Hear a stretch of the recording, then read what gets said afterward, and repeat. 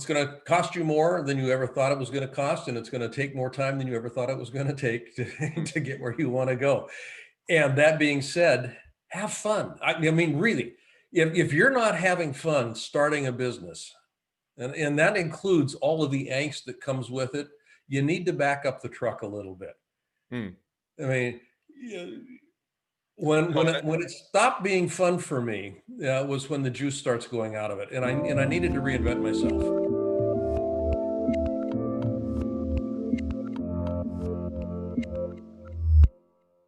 Hey everyone, this is Devin Miller here with another episode of the Inventive Journey. I'm your host, Devin Miller, the serial entrepreneur that's grown several startups into 7- and 8-figure businesses, as well as a founder and CEO of Miller IP Law, where we help startups and businesses with patents and trademarks. And if you ever need help, just go to strategymeeting.com, and we're always here to help.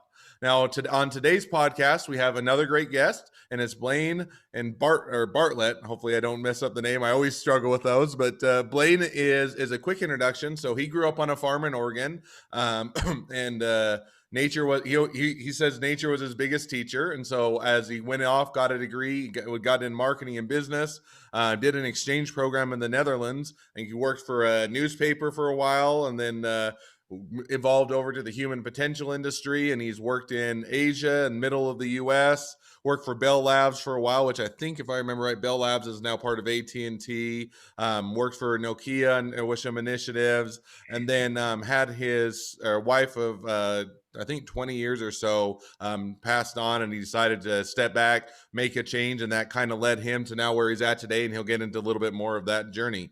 So with that much as an introduction, welcome onto the podcast, Blaine. Hey, Devin, it's good to be here. Thanks for the invitation.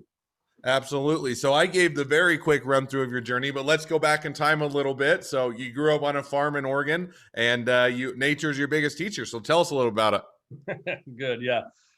I grew up in the Willamette Valley, Eugene, Springfield, Oregon, University of Oregon, track capital of the world, all that good kind of stuff. Steve Prefontaine. And we had a small little family farm. And some of my earliest memories, predating actually the farm, was having big open spaces in the backyard. And my brothers and I this was back in the 50s, which will date me just a bit here, but we'd go out and just wander, and it was fine. Mom always trusted that we'd get back home in time. But we had hundreds and hundreds and hundreds of acres in the back side of the house here. And so I'd just go out and I'd just fumble around outside. And I was always marveling just at the way that things grew and just the seasonality. And in Oregon, definitely there was definite seasons that kind of hallmarked the passage of time. And each season obviously had a growth cycle or a death cycle associated with it, a transition of some sort.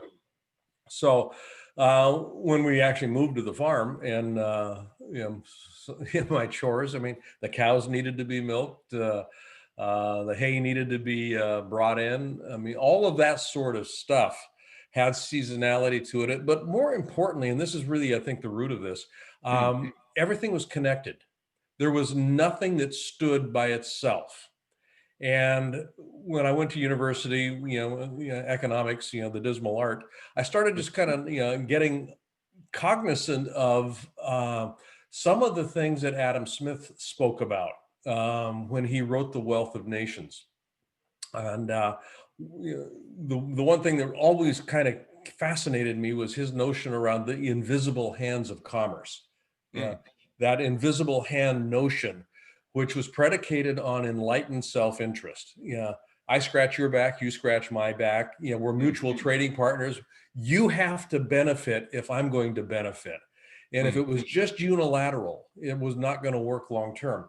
And the whole notion of the invisible hands was predicated on something Smith had written about 17 years before the Wealth of Nations, and it was called The Theory of Moral Sentiment. And it was essentially a treatise on connection. Everything being connected. And it was in part written to counteract some of the stuff that was going around with René Descartes and Blaise Pascal, which, I think, therefore I am. Separation, man becoming separated. And I use man generically here, man becoming separated from nature. Yeah, and standing on his, mankind's own, kind of the uber, we are the overlord here. That's not the case. The only free market economy that I have ever been able to find is nature. Everything else is constrained in some way, and it's constrained by self-interest. And that kind of fast forwards where, Ayn Rand, kind of comes into play a little bit here. Uh, Milton Friedman, rational self-interest, doing things that serve me. It's rational for me to behave this way. It's rational for us to hike our prices and increase our profit margin, and the hell with the rest. That sort of stuff. So that begins, to dilute and pollute, what would be an ideal around a free market economy. So nature, I'm going to go all the way back to this. And when you look at nature, nature doesn't aggregate.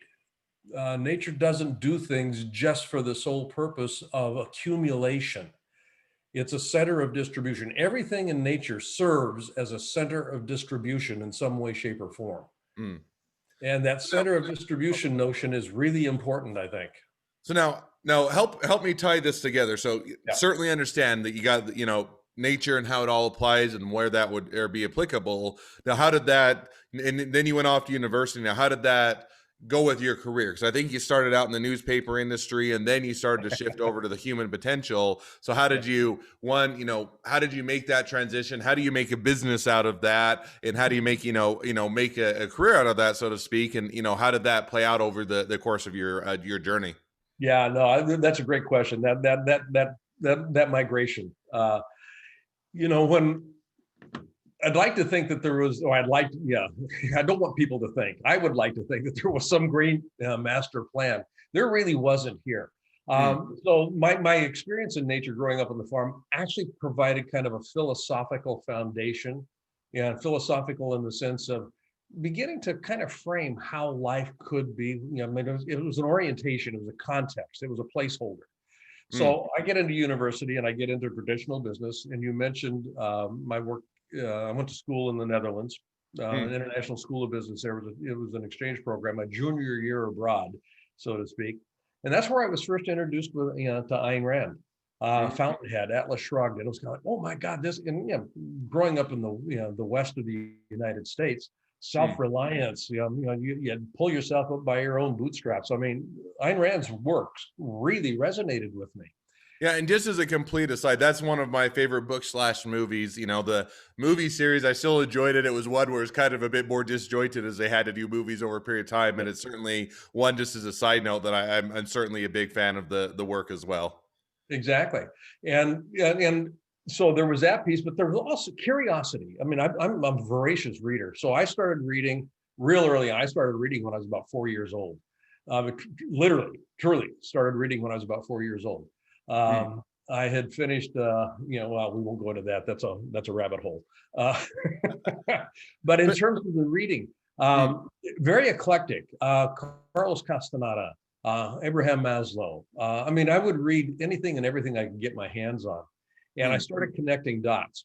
And one of the things that began to emerge for me as I started moving out of university and into having to make a living for myself was a realization that most every organization I had ever experienced, having experience with, was toxic in some way. And by toxic, I mean toxic to the human spirit. Now, before we dive into what you're doing today, let's talk just a little bit more kind of what that started as a newspaper, and then you decided, hey, I'm going to switch over to, now you talked a little bit about human potential industry before when we chatted. Was that when you were working in Asia and when you were working in the US or Bell Labs, or was that more of a traditional job, or how did, what did you do when you were working for that period of your career? I worked my way through school, basically. And in Eugene, Oregon, I had, contact at the local newspaper. I mean, and I worked, at Weyerhaeuser, with timber industry, worked in sawmills. I mean, just summer jobs and that kind of stuff. I mean, I started working when I was about 8 years old. my dad was a serial entrepreneur. But the newspaper came along, and it was, as a college student, a nice way to just kind of, pay the rent, as I was going through school. And after I got out of university, they offered me a job, and then it was in marketing, circulation, advertising sales. So it did work there. And then, and this was serendipitous, my roommate at the time, um, still, one of my best friends in the world, he ended up actually managing the paper. He said to me, there's this program I'm doing. I think you'd really enjoy it. And it was one of the very first human potential development programs that were being offered back in the early 1970s, mid 1970s. And I said, well, I got nothing else to do today. I may as well go. It was a 5-day program. And so I went and absolutely blew my socks off. It took the intellectual construct of Maslow's hierarchy of self-actualization being the pinnacle up here, and actually gave me an experience of what that could be like. Self-actualization as a concept is interesting, but as an experience, it blows your doors off. It absolutely does, because it removes anything around being a victim in life. My life is mine to produce. Nobody and nothing. When I'm assigning blame to something out there, basically I've given my power away. And it kind of consistent with Ayn Rand in one way, but there was a more elegant component to it that I wanted to play with, and that's where we started looking at its application in business. So you kind of had this as an idea. Now, how did you start to apply it to your business or to your career, or where did that take you? Yeah, well, when I took that class, like I said, and one thing kind of led to another, I ended up taking most of their programs, and then they asked me if I'd come to work with them, and I said yes. I mean, it was kind of like a dream job for me. But what was interesting around it, and this is kind of nature abhors stasis. Nature wants to grow. Everything wants to grow in nature. It looks for expression. And there was this latent piece, and Maslow talked about human potential. Potential is another word for the spirit wanting to grow, wanting to express itself in myriad forms. So I said yes to this, and I had never done any public speaking, and this is what we did was public speaking. We would hold live programs with thousands of people. So I found myself on stage, with all kinds of eyeballs looking back at me. And there's a lot of studies that say public speaking is the number one fear that most people have. It supersedes even dying as a fear that people kind of wrestle with. So I stepped into that and really started exploring what it meant to be alive and to tap in. Now that's kind of a personal experience. We started looking at, in the business, at that point in time, how could some of these notions be taken back into traditional business? And notions, what I'm speaking specifically with here, are awareness, becoming more aware. Energy follows awareness. Energy follows attention. What am I noticing? What am I paying attention to? Also wanted to start looking at how do we bring responsibility, acting with responsibility as causality back into business, rather than people waiting around to be told what to do. What if they actually acted responsible for the outcomes that they were experiencing in their organization? That started to address some of the toxicity, because most organizations will squash the spirit just to create compliance. Do what I said. So now just to help people kind of move along, so get kind of the concept idea. Now let's take it a little bit to the practicality of, give me an idea. So you went to Bell Labs, or you went to AT&T or Nokia. Were you running these programs, or was it later? Or kind of give us an idea of how, if you have all these ideas and all this concept and how to apply it, what companies did you actually do it at, or where did you actually take that? Yeah, well, when I left that that industry, so to speak, I got, I was kind of like, I've been there, done this, done what I did, and I was looking really for application in business, and the company that I was with wasn't doing that. So I got hooked up with a consulting firm, and the first gig that we did was with Bethlehem Steel. Now Bethlehem's not around any longer, but at the time it was one of the largest steel producers in the world. one real quick. So give me an idea on kind of timing. So was this This 1970, 1980? Yeah, this would have been late 70s, early 80s. Okay. Actually, Bethlehem was late 70s, and Mm, the year that we started working with them, that I started working with them, they had lost 1.4 billion dollars, and that was mm. real money back then. It's real So money today as well. it's real money today. Um, we had made a promise when we actually guaranteed our result. We said, "Look, I think," and we were brought in as part of an initiative to close some plants because this was reduction in force, the rifts, I mean, all that kind of stuff. And some of our initial studies as a consulting firm said that if we could get some concessions, if we could get some work practices shifted, if we could get some things done differently, we might be able to profitably keep open some of these plants, some of these Mm, facilities. So part of the contractual structure was we will guarantee a result. And if we don't get the result, we'll pay the money back, sort of a thing. So we went in, and part of my charter going in was to develop programmatic approaches that would address labor and management as a mechanism by which we could begin to get some of this stuff done. And specifically, that had to do with some of the stuff that we had been doing in the public development, personal development space. How do we bring that in an appropriate way into a business environment? So we had to, work with linguistic structures and a number of different things. mm, Net story, the short and long, pretty long story. And we were in there for a couple of years. mm, We did what we promised, and we kept these mills open and saved jobs. And it was, for me, proof of concept. mm, One of the guys I was working with at the time was heading over to Japan to head up an organization. And he said, "I think I'm going to need some help over there. Would you be interested?" And this is how I got into Asia. mm, So I went over, loved what I was seeing. We ended up creating the largest consultancy in Asia at the time, human resource consultancy. mm, We ended up working with most of the major global companies that were doing business in Asia.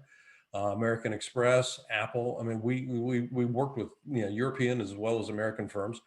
mm. Again, with this sort of information, this sort of modality, and we're very successful. And that actually began the move back to the States. We were looking around. We're going, well, what's next? And we wanted to move the company headquarters back to the States. It was founded by an American, and he wanted to come home.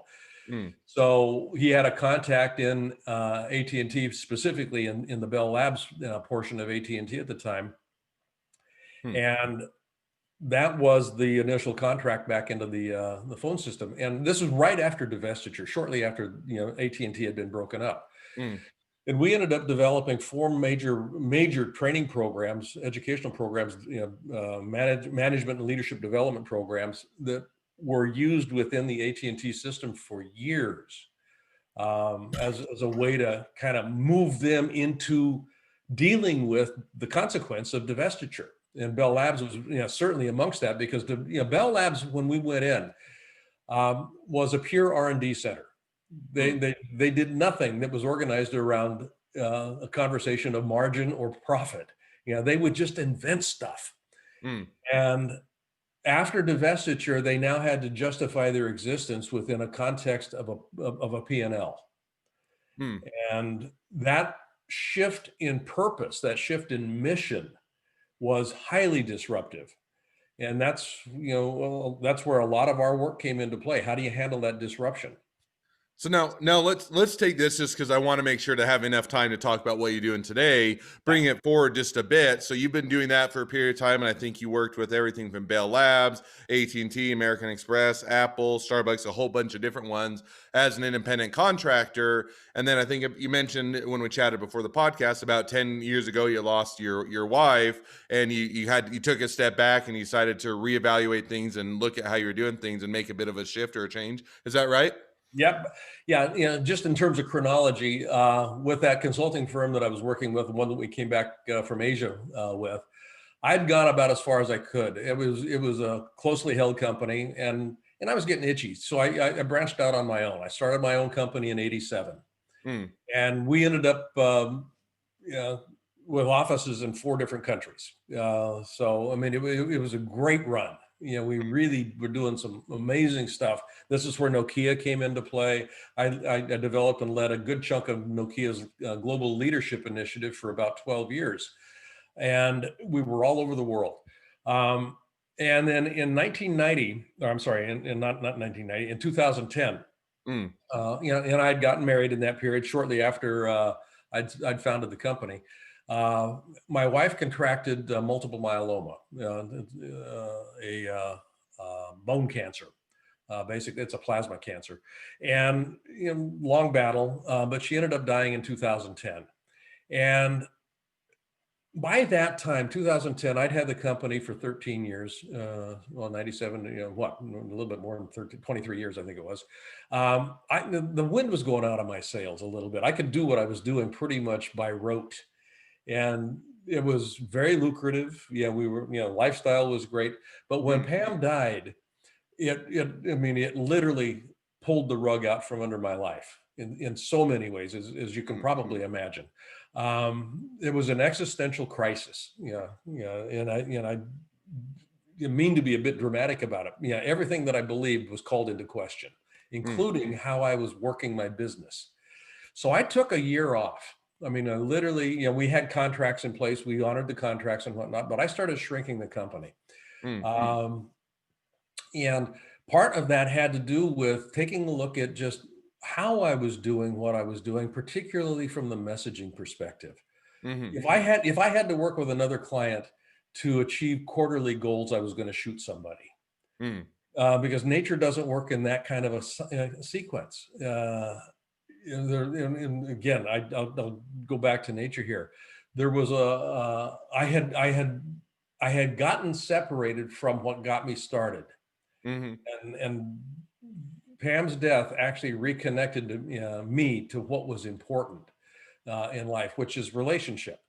How do I actually sustain, create, and maintain high quality relationships in all areas of my life? And I came to actually kind of believe and appreciate that that's all any organization is, a collection of people that are in relationship. They're obviously in relationship with each other, but they're also in relationship with values. They're in relationship with vision. They're in relationship with goals. They're in relationship with IP. And the problem with change isn't the change itself. It's the disruption to the relationships that change causes. And people aren't schooled in how to handle that. Leaders aren't schooled in how to deal with relationship disruption. They get dogmatic. They get, I'm the boss, do what I say, just go out and get that goal, bring the game back, that sort of a thing. And it's a relationship process that we are missing opportunities around. Because if the relationships are working well in the organization, you're going to have a successful organization. So take me to now where you're at today. So you had, you did that for a period of career, had a life-changing event, unfortunately with the passing of your wife, and it gave you a reason to pause and reevaluate. You made that change and you said, we're going to change the messaging, the way we do things. So where does that put you at today? What are you guys doing today? And how has that affected where you're at today? This is now 2021. So the last 11 years has been probably one of the most fruitful, one of the most creative, and one of the most productive times of my life. And it's also been one of the most joyful. The company's not as big as it was, and that's fine. I've really come to appreciate that bigness is not the goal. Impact is the goal. And so in answer to that question, I think what we're doing today is having more impact with a broader scope of people and a broader range of conversation, or with a broader range of conversations. I've touched literally 1 million lives, with the work I'm doing, and I've directly worked with over 300,000 people. And a good chunk of that has happened in the last 11 years. We're looking at ways that we deliver messaging in completely different ways than we ever have before. I mean, certainly there's a lot of stuff technologically that have come into play. I mean, in the pandemic, it certainly brought a lot of that to the forefront. But we're delivering programmatic material in virtual environments. I'm working right now with VR as a way to actually develop, deliver some of the work that we do. Mm. Um, yeah, yeah, So now you my, so yeah. Go and there ahead. are plenty more things that we could talk about. Oh, Then we'll probably have time and lots of fun rabbit holes to go down that I would love to. But as we're reaching, we try, we keep the podcast about 30 minutes so that yeah. nobody falls asleep. And as we reach towards the end of the podcast, I always ask two questions. And so we've kind of reached that point in the podcast. So maybe we'll jump to those now. So Yeah. the first question is, along your journey, what was the worst business decision you ever made and what did you learn from it? Worst business decision I made. I think it was, taking on a partner Mm, without really asking myself for the sake of what. I mm, mean, it seemed, it seemed logical to take the partner on. I mean, it was a natural evolution of the business, just in terms of some of the things we're doing, but the value fit wasn't there. mm. Yeah, she was coming from a different perspective, and I mean, in hindsight, I can look back at some of the conversations we had early on, where some red flags were actually tossed up, because money has never been a driver for me. For her, it was the sole driver, and there was a real bumping of heads that kind of came into play there. So I mean, that was probably the worst decision I ever made. Fortunately, we were able to rectify it in a relatively short period of time, not without some angst, but it ended up working, and it taught me a huge lesson to pay attention to values, Mm. going forward, and that one has never left me. My oldest client has been with me for about 33 years now. I've had partners since then. And as a matter of fact, I ended up building the business into the different countries that we ended up working with solely based on values fit. Yeah. As opposed to what can they do for me?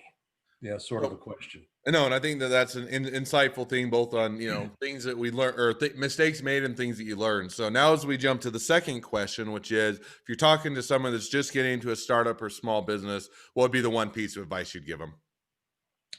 It's going to cost you more than you ever thought it was going to cost, and it's going to take more time than you ever thought it was going to take to get where you want to go.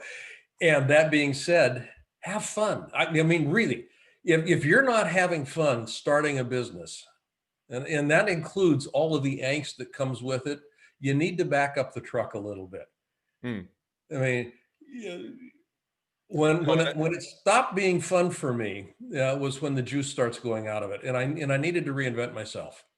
No, and I completely agree with you in the sense that if you're not having fun, then what's a little bit the point of doing or being in the business or doing the business? So I think that's certainly a good or message or a good lesson to take to heart. Well, Yeah, as we wrap, go ahead. I'm sorry. no, I was going to say, as we wrap up and, as we reach the end of the podcast, now people want to find out more about your business. They want to find out more about you. They want to use your services. They want to hire you as a consultant. They want to be an investor, an employee, be your next best friend, any or all of the above. What's the best way to reach out to you, connect up, or find out more? You can go to my website, my personal website, blainebartlett.com, Mm. or you can go to my company website, avatarresources.com. And a lot of the, I mean, not a lot, all of the work I do is organized around what I'm calling compassionate capitalism. And I wrote a book on that. I've written 6 books or 5 books now. I'm on the 6th right now. And people can find out much more about what I'm up to by getting those books. But I'm not promoting the books right now. If you want to find out more about me, blainebartlett.com is probably the easiest one, and the work I'm doing is avatarresources.com. All right. Well, I definitely encourage everybody to check out both websites, reach out to Blaine, learn how to have that compassionate capital in your businesses and how to leverage that to even or to be continue to be even more successful. Well, it's been a pleasure to have you on, Blaine. Now, for all of you that are listeners, if you would like to tell your journey, feel free to apply to be on the podcast. Just go to inventiveguest.com. If you want to, and if you are a listener, make sure to click subscribe as well as leave a review of the podcast so that both you can get notifications as all the episodes come out and everybody can find out about the podcast as well. Last but not least, if you ever need any help with patents and trademarks, feel free to reach out to us at Miller IP Law. Just go to strategymeeting.com and grab some time to chat. Well, thank you again, Blaine. It's been fun. It's been a pleasure. And I wish the next leg of your journey even better than the last. Thank you, Devin. Yours as well. Take care.